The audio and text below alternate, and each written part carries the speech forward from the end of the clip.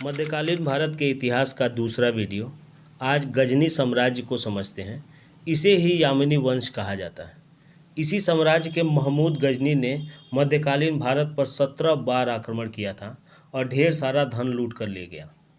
हालांकि शुरुआती आक्रमण में इसे कुछ खास सफलता नहीं मिलती, लेकिन कुछ ऐसे भी आक्रमण हुए जहां इसने अपार धन को लूटा, जैसे गुजरात के सोमनाथ का मंदिर।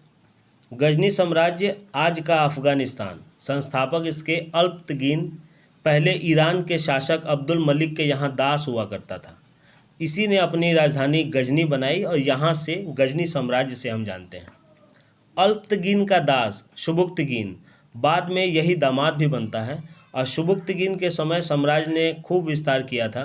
भारत में पहला तुर्क आक्रमण शुबुक्तगीन के ही द्वारा हुआ था।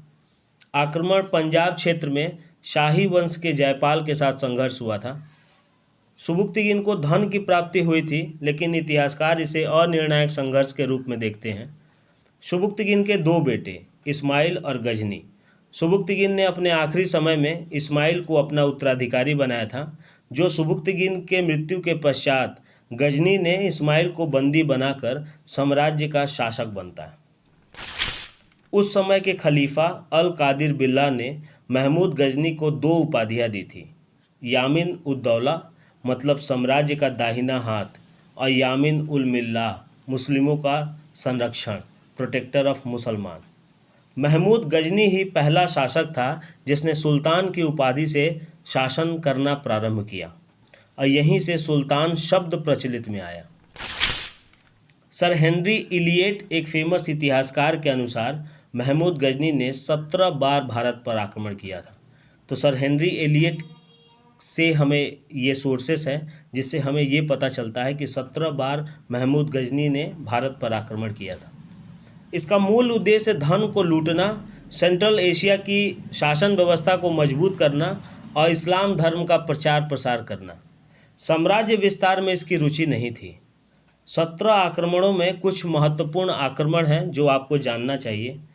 1000 से 1027 ईस्वी तक महज 27 सालों में 17 बार आक्रमण करता है, जिसमें 1000 में पहला आक्रमण पंजाब के शासक के विरुद्ध, दूसरा उसके 1 साल के बाद जयपाल के विरुद्ध, जिस युद्ध के बाद जयपाल ने आत्मग्लानि में आत्महत्या कर लेता है।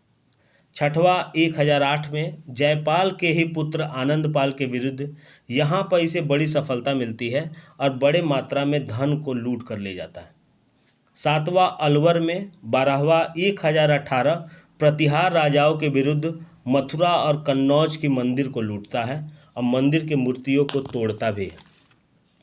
13वां 1019 में चंदेल के राजा विद्याधर के विरुद्ध। ये काफ़ी इम्पोर्टेंट होता है क्योंकि यही वो आक्रमण था जहां गजनी सफल नहीं हो पाता और इसे भागना पड़ता है। फिर उसके बाद 1025 में गुजरात के सोमनाथ मंदिर में 16वां आक्रमण होता है। भीमदेव यहाँ के शासक थे। सोमनाथ मंदिर का लूटा गया धन इसके पूरे 17वें आक्रमण का सबसे बड़ा लूट था। उसके बाद अंतिम 1027 में जाट शासक के विरुद्ध इसका 17वां और आखिरी आक्रमण भारत में होता है। इतना धन लूटने के बाद इसकी मृत्यु पागल होने से हुई। कई इतिहासकार महमूद गजनी के बारे में लिखते हैं कि गजनी अपने जीवन काल में इतना धन लूट लिया था कि वो धन को देखते देखते पागल हो गया था। गजनी के वंशज गजनी साम्राज्य को आगे नहीं बढ़ा पाए और गजनी साम्राज्य का पतन वहीं से स्टार्ट हो जाता है। कुछ अन्य बिंदुओं पर अगर हम देखते हैं तो उतबी गजनी का दरबारी इतिहासकार था। इसकी 2 रचनाएं काफ़ी प्रसिद्ध हैं, किताब उल यामिनी और तारीख़ यामिनी। फिर अल बरूनी ईरान के स्कॉलर जिसने किताब उल हिंद की रचना की, जहां सामाजिक सांस्कृतिक जीवन की जानकारी मिलती है। ये भी गजनी के साथ ही भारत आए थे। किताब उल हिंद का अंग्रेजी में अनुवाद सचाऊ के द्वारा और हिंदी में रजनीकांत शर्मा के द्वारा कराया गया था। ईरान के प्रसिद्ध पोएट फिरदौसी की मास्टरपीस शाहनामा की रचना इसी समय हुई थी, जो दुनिया का लॉन्गेस्ट पोएम है। तो यहाँ पर हमारा वीडियो समाप्त होता है। गजनी साम्राज्य और महमूद गजनी के सारे महत्वपूर्ण बिंदुओं को 5 मिनट में कंप्लीट किया। तो ऐसे ही इन्फॉर्मेटिव वीडियोस के लिए सब्सक्राइब करें। धन्यवाद।